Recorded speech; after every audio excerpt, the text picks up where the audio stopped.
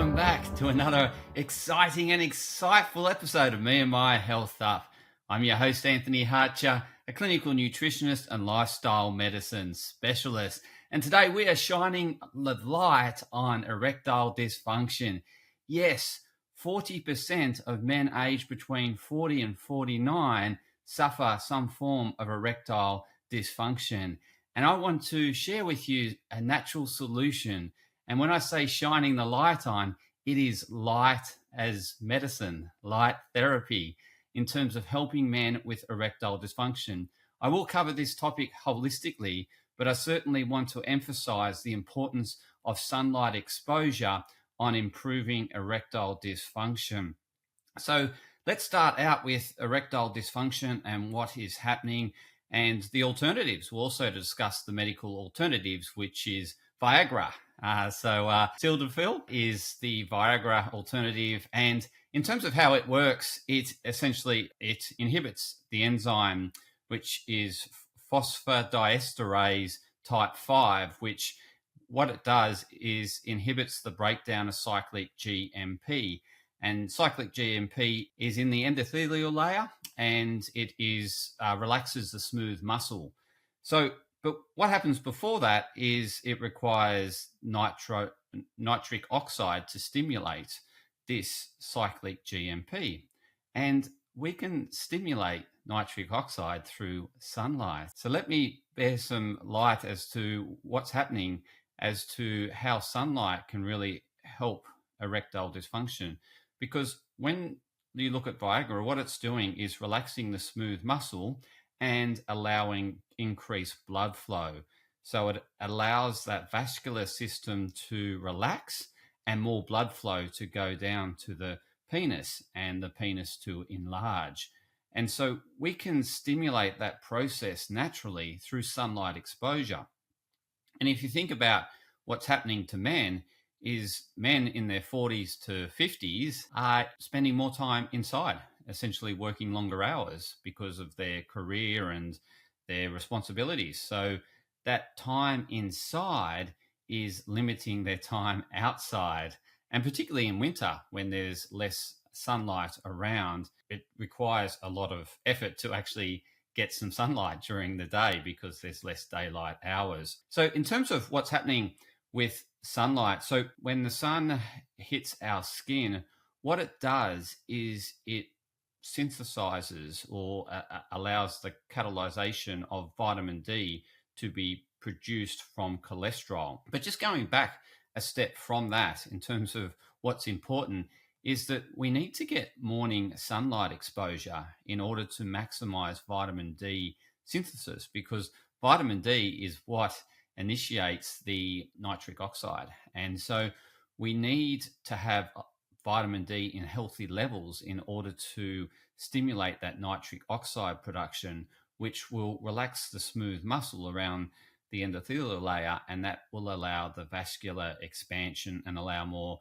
blood flow into the penis area. So in order to do that, we need to get morning sunlight. So morning sunlight, it contains UVA. And what UVA is, a potent stimulator of nitric oxide. And so what happens is that we, through this potent stimulation of nitric oxide, we obviously expand our vascular system and allow more blood to go out to the peripherals. And so if more blood is flowing out to the peripherals, more cholesterol is being carried to our skin region. And so UVB hits us around the midday sun, mid to late afternoon.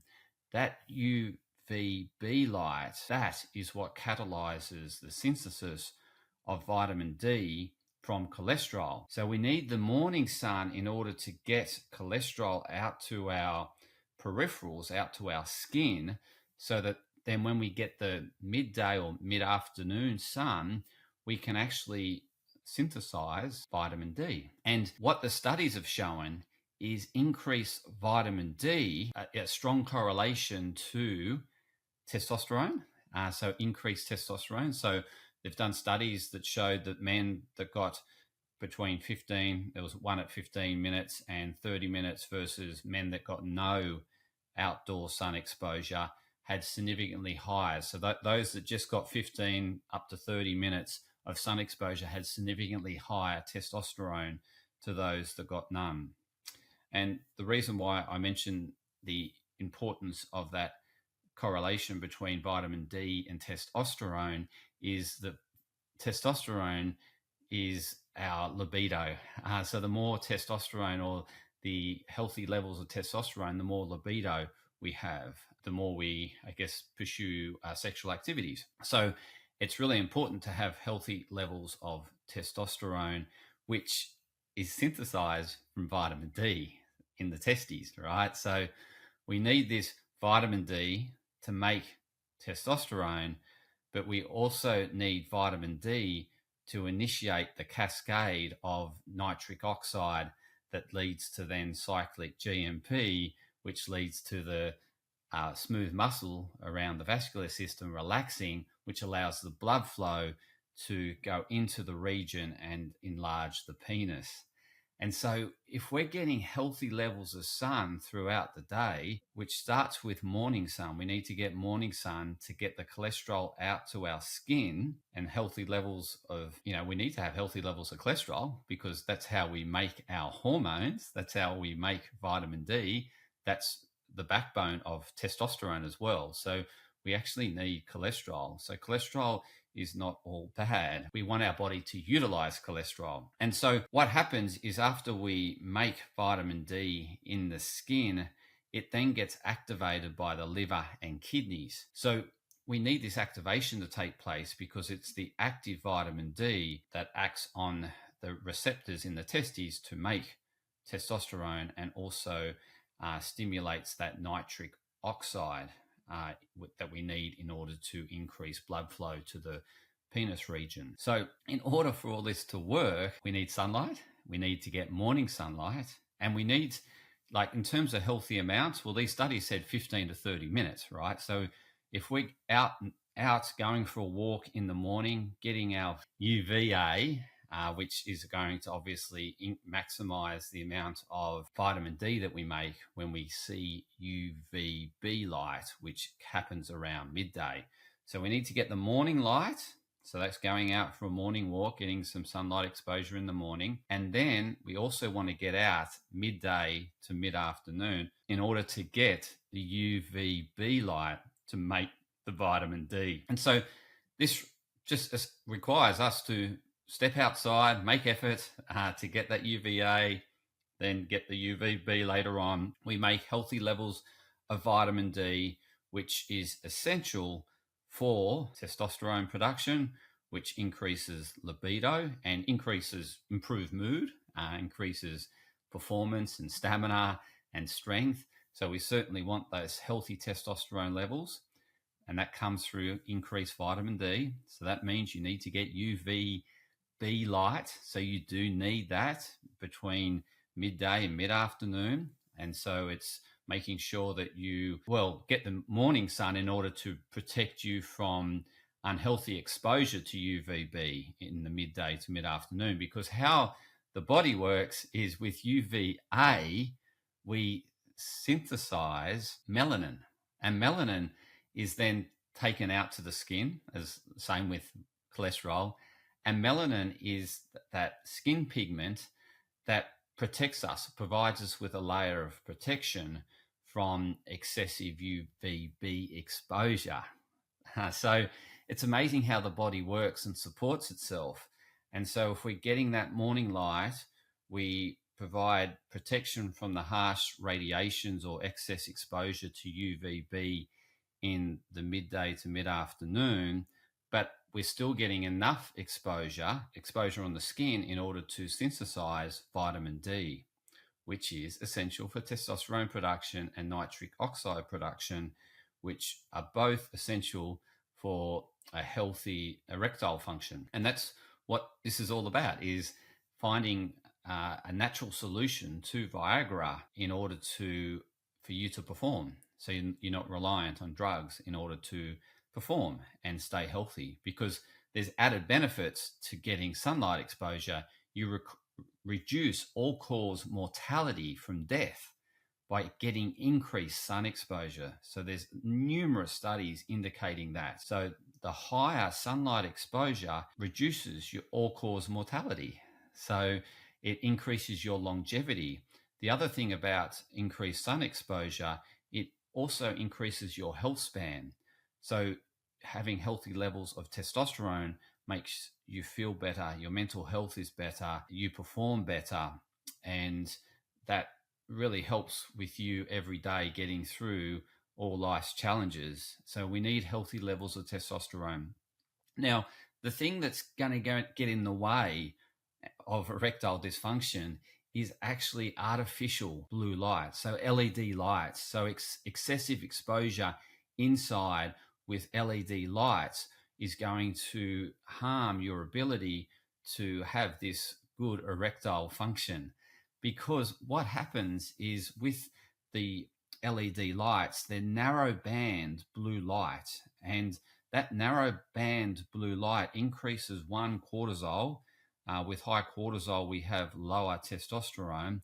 And what it also does is cause vasoconstriction. So it constricts the blood flow. And so it allows less blood flow out to the peripherals and keeps the blood around the vital organs. By that constriction, that is going to increase heart rate, it will increase blood pressure, but it will also increase erectile dysfunction. So we don't want that stress from artificial blue light. And so reducing your exposure to artificial blue light, and this also goes with the non-native EMFs. So with non-native EMFs, such as from your computer screen, such as from your devices, your handheld devices, phones, laptops, and computers, from PowerPoint, and anything that's man-made in terms of creating this artificial, creating technology, that is going to implicate your erectile function. We want more outdoor exposure,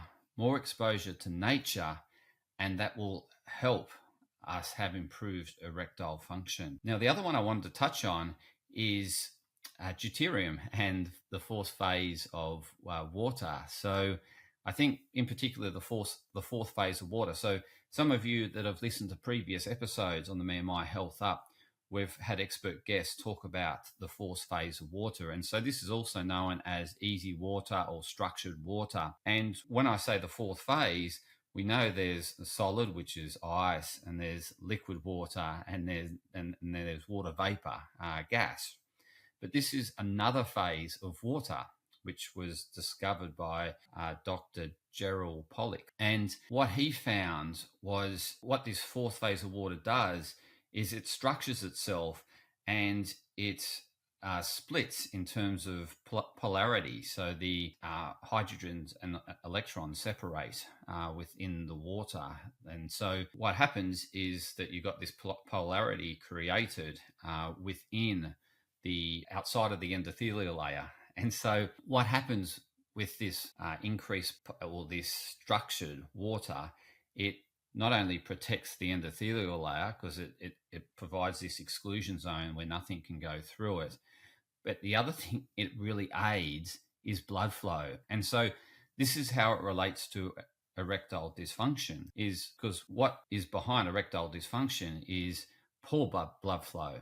So we know if you have peripheral artery disease, which is clogged arteries in the peripherals, or if you have like type 2 diabetes, and anything that's going to affect the blood flow or cause inflammation in the body, that leads to increased rates of erectile dysfunction. And obviously stress is in there. Stress is that inflammatory driver. And what we want to do around creating this easy water is how we do that is through getting infrared exposure, infrared light exposure.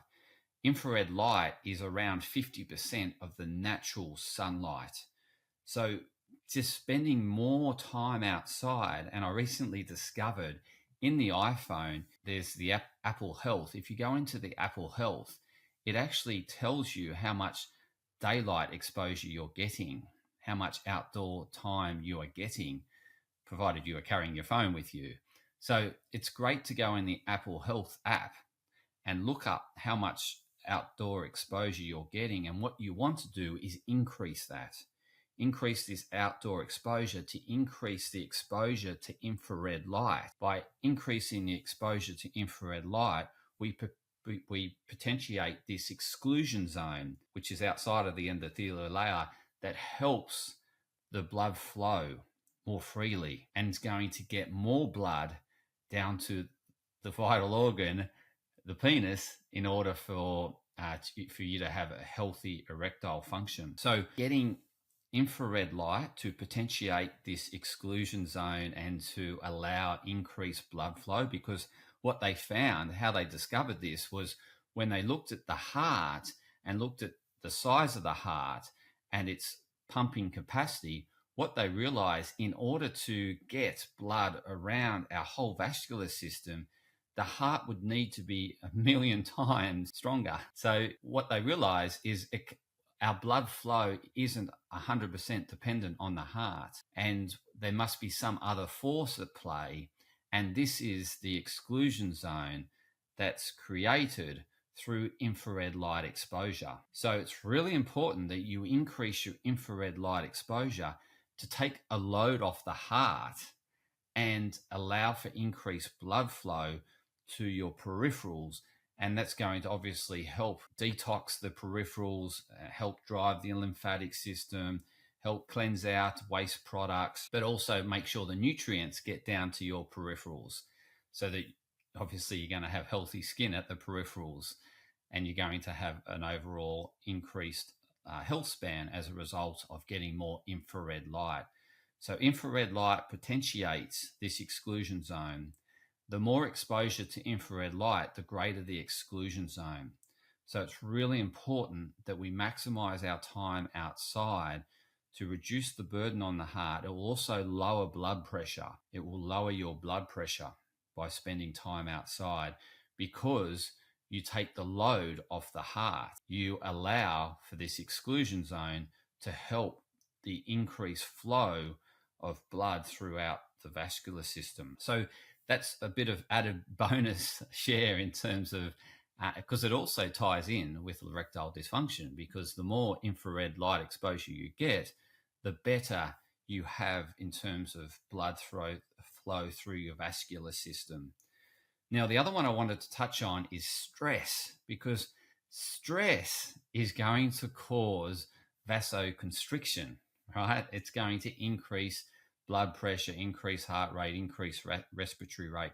Now, when we're stressed, we, in essence, reduce the blood flow that is going to go to non-necessary areas. So the reason why we have stress is to get the blood flow to the vital organs and to the muscles, obviously, to get away from danger. And so, but what it turns off is our reproductive system, which is linked into our erectile function, right? So if we are stressed, we have really significant less blood flow to the penis area, because that's not required. We don't require blood there in order to get away from a tiger. We've got more important things to do. We need to get away from the tiger to survive. And so if you're stressed, if you have high levels of stress, it's going to have a serious implication on erectile dysfunction. So you need to be managing your stress in order to improve erectile dysfunction. And again, stress is going to implicate testosterone production. So we certainly don't want that to happen, because, as you know, and I alluded to earlier, the importance of testosterone in terms of libido, in terms of endurance, in terms of strength, in terms of mental well-being, it's vital for fertility. It's vital for sperm health. And that, again, is turned down when we're stressed. And so we don't want dysregulation in our hormones because of excessive stress. Now, managed stress exposure is okay. It's just when we have prolonged stress exposure that's overwhelming us that will cause an implication to our sexual reproductive function. So it's really important to look at ways to manage your stress. Now, one of the ways that I've researched that will also help erectile dysfunction is slowing down your breathing. So when we are stressed, our breathing is fast. We have a high respiratory rate because we need to get oxygen to our muscles in order to get away from the threat. And so we have this high heart rate, increased blood pressure, and high amount of respiratory rate in order to get the oxygen to get away from the threat. Now, what we want in terms of relaxing the body is slowing the heart rate, slowing the breathing rate. So breath work can be really important to improving erectile dysfunction because you can calm the nervous system, relax the nervous system, switch on the reproductive system, and allow blood flow to your penis in order to get the erection. So the one way of doing this is just reducing your cycles per minute. So you can do this through doing a box breathing exercise, which is really just focused on breathing in for 4, holding for 4, breathing out for 4, holding for 4. And in essence, what that is doing is reducing your respiratory rate per minute. And by slowing down the heart rate, you reducing the amount of oxygen, but increasing the amount of carbon dioxide. Now, carbon dioxide has been linked to vasodilation, right? And as I mentioned before, earlier on, it's that vasodilation that we want in order to allow excessive blood flow into that penis region and for the enlargement to take place. So slowing down your breath, increasing carbon dioxide within your blood will actually help. So doing some breathing exercises, calming, relaxing, is obviously going to be very supportive for not only managing your stress and maintaining healthy levels of testosterone, but also improving erectile dysfunction. And what I suggest is that you keep this practice as a regular practice, a regular breathing practice to stay on top of your stress. The other one that's really important is sleep, because sleep is vital for testosterone production. And so we need a good night's sleep in order for healthy hormones. Again, stress is going to implicate sleep, and that's going to have an adverse effect on healthy hormones, which obviously in this case we're referring to healthy testosterone levels. So it's really important that you manage your sleep by being consistent around the time to bed and the time that you wake, and having a routine around your sleep that is conducive to calming the body, relaxing the body, and allowing a good night's sleep.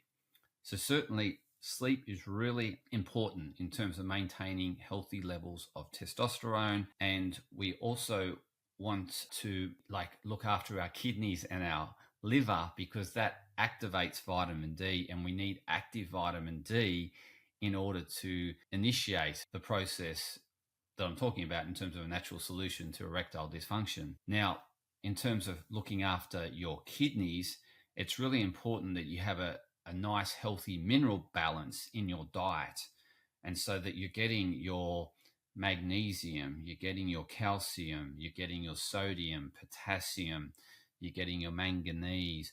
We need all these minerals in order to maintain healthy kidney function. And so we don't want excessive amounts of, for example, hydrogen, which is also known as, when we have huge amounts of hydrogen in our system, we also increasing the acidity in our blood, and increasing acidity in our blood puts a load on the kidneys, because there's only so much acidity or hydrogen that we can actually excrete from our system. So it's really important that we manage that.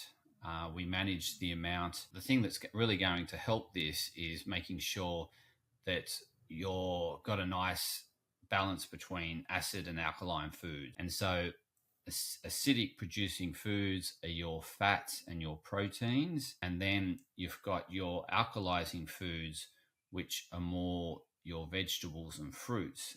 And so by maintaining a nice balance between fruits, veggies, protein and fats, the more you can maintain that balance, the better you support your kidneys. You don't put a load on your kidneys. So again, that mineral balance will come from eating a wide variety of vegetables, fruits, and then having, we need protein obviously to support healthy metabolism.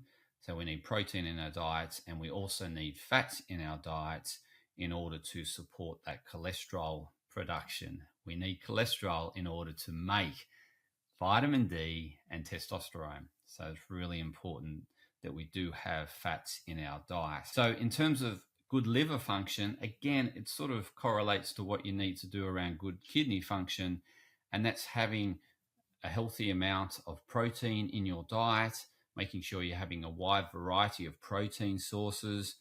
Again, animal products are important in this mix because they contain all the essential amino acids. And then we also want good amount of vegetables and fruit. And by having this nice combination, we really help optimize that liver function. Now, what's going to impair liver function is excessive amount of fructose, for example. So fruit juice is really bad for the liver. Because the only way we can break down fructose is in the liver, and it puts a huge load on the liver. It's the same as alcohol. We process alcohol, we break down alcohol through the liver. And so whenever we put an excess load on the liver, either through excess alcohol consumption, excess fructose consumption, soft drink consumption, this is going to put a huge load bearing on the liver, which will impair its function and impair its ability to activate vitamin D and to help synthesize cholesterol into what's required to be manufactured into other hormones.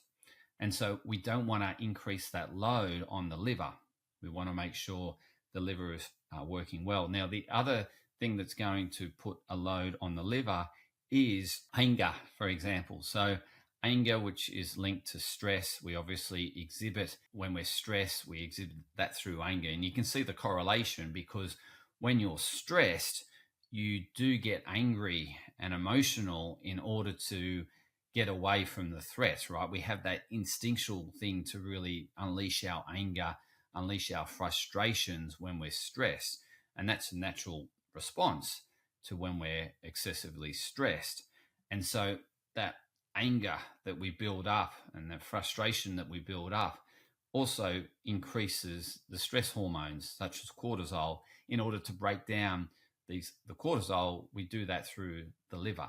And again, so it's the increased load on the liver that impairs its function to balance what it needs to do around making hormones and making the precursor to vitamin D, all these things that it does, vitamins and whatever it makes. It's really important that it is functioning well, and one of its main purposes is detoxification and getting the toxins out of the body. When it's not working well, toxins will build up. And again, I linked inflammation to poor endothelial function in essence. So when we have excessive amounts of inflammation, we actually damage the endothelial layer. The endothelial layer is the layer that surrounds the blood vessel. And when we damage that, we increase the deposition of plaque buildup. So so if we're, for example, got excessive high blood pressure for prolonged periods of time due to stress, or we got excessive amount of toxins circulating the body, then this can cause damage to the endothelial layer, which what the body will do is repair that damage through plaque buildup, which includes cholesterol and other deposits. And then that plaque buildup hardens through calcification.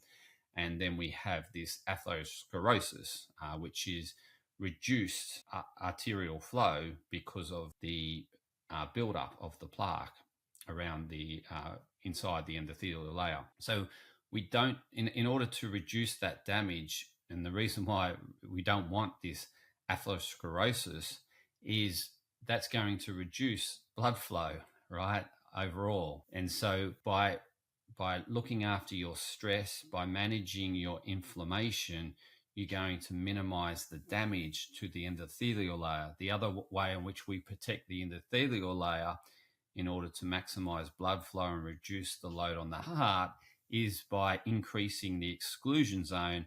And the way in which we potentiate that exclusion zone that doesn't allow impurities or anything through it is by getting infrared light. So this whole podcast comes back to a light story. And it's not only, it's actually the non-visible spectrum of the light that I'm talking about predominantly. You know, we think light is just what we see in terms of the visible range, but we've got the ultraviolet range, which I've spoken widely about, and the infrared range. So the infrared is the longer wavelengths. The ultraviolet is the more shorter wavelengths, but we need that full spectrum, including that non-visible spectrum that I've just spoken about, in order to get increased health span, increased longevity, and back to improving erectile dysfunction. So what can you do about it, and how do you go about doing this? So what I suggest is that you at least get outside 5 minutes every hour. So when you have a break between meetings, step outside and get natural light exposure, because then you're going to be getting infrared light, because that's 50% of the entire spectrum. And you're also, you know, depending on the time of the day, in the morning, you'll be getting the UVA light, which is really important. I've spoken detail the importance of getting UVA light exposure. And then midday to mid to late afternoon, you want to be getting 5 minutes every hour in order to get that UVB exposure. And it's really important that we get this exposure without sunglasses and minimal protection. Obviously, if you put sunscreen on, it blocks the UV. It blocks the UV. So you're not getting the UV light that you need to do everything that I've shared on this episode. So we don't want the sunscreen. But if we do it well, such as we're getting small amounts, small doses throughout the whole day, which is 5 minutes every hour. If you can't do 5 minutes every hour, do 10 minutes every 2 hours or 15 minutes every 4 hours. If you're doing that, then you're getting nice, gentle amount of sun exposure throughout the day. This will obviously increase your male reproductive function. It will reduce erectile dysfunction. Again, getting regular sun exposure helps keep you in the circadian rhythm, so it will improve sleep. Sleep's really vital for testosterone production and growth. And so if we're doing all these things, we're also, reducing alcohol. Alcohol is something that's going to put a load on the liver, as I said. Also, the other thing is that it aromatizes testosterone. So you're getting more, in essence, because you're using up the zinc in order to break down the alcohol, that will cause a zinc deficit, and that can cause the aromatization of testosterone into estrogen. And again, so we don't want these sort of things. We want to maintain healthy levels. So in order to do that, we need to be doing everything well around a holistic lifestyle, and watching how much you drink and reducing exposure to inflammatory foods, which is fried foods, for example. So eliminating fried foods is really important. Eliminating foods cooked in, deep fried foods is really important. Eliminating that. And then obviously getting that balance between a good amount of protein, fats, and vegetables is really going to be vital to maintaining healthy health span. So that's pretty much it. I really want to wrap it up here and leave you with that in terms of how important sunlight is, not only to improving or eliminating erectile dysfunction, but also improving your health span, improving your lifespan. And we need full sun exposure. We need the full spectrum of the sun in order to get all these health benefits that I've mentioned. And we can do this in a healthy way. Again, you want to be doing it based on your skin type. So obviously those that have got fairer skin need less time in the sun. Those that have got darker skin need more time in the sun. I've shared that rough sort of 5 minutes per hour in terms of sun exposure. Again, you need to manage that based on your skin type. but just get out in the sun more frequently. Again, don't overdo it. It's not about overdoing it. It's not doing it to the excess. It's getting moderate amounts. And you can monitor your amount of outdoor exposure by the Apple Health app. And the other way of doing it is if you're in around parklands, by walking in parklands, the green reflects the infrared light. So the plant doesn't take in the infrared light, it reflects that. And so you can get healthy amounts of infrared light by minimizing the UV exposure. If you've already got enough UV, you've already done your 5 minutes in the UV sun exposure, then you can continue to get infrared exposure by just walking in the park, in shaded areas around the park, and you'll be getting more of that infrared exposure, which is really going to help, as I said, create that exclusion zone and help the blood flow and improve your health, because in essence that initiates regeneration as well, infrared light. So that's it for today. I really appreciate you tuning in to another insightful episode of Me and My Health Up.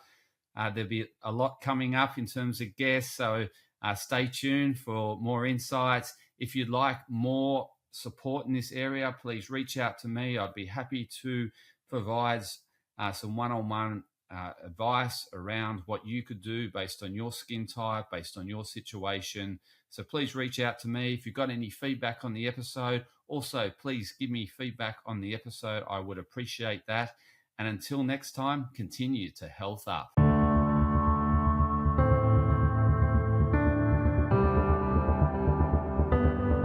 Podcast disclaimer. This podcast and any information, advice, opinions, or statements within it do not constitute medical, healthcare, or professional advice and are provided for general information purposes only. All care is taken in the preparation of the information in this podcast. Connected Wellness Proprietary Limited, operating under the brand Me and My Health Up, does not make any representations or give any warranties about its accuracy, reliability, completeness, or suitability for any particular purpose. This podcast and any information, advice, opinions, or statements within it are not to be used as a substitute for professional, medical, psychological, psychiatric, or any other mental health care or healthcare in general. Me and My Health Up recommends you seek the advice of a doctor or qualified health provider with any questions you may have regarding a medical condition. Inform your doctor of any changes that you may to your lifestyle and discuss these with your doctor. Do not disregard medical advice or delay visiting a medical professional because of something you hear in this podcast. This podcast has been carefully prepared on the basis of current information. Changes in circumstances after publication may affect the accuracy of this information. To the maximum extent permitted by the law, Me and My Health Up disclaims any such representations or warranties to the completeness, accuracy, merchantability, or fitness for purpose of this podcast and will not be liable for any expenses, losses, damages incurred, indirect or consequential damages or costs that may be incurred as a result of the information being inaccurate or incomplete in any way and for any reason. No part of this podcast can be reproduced, redistributed, published, copied, or duplicated in a form without prior permission of Me and My Health Up.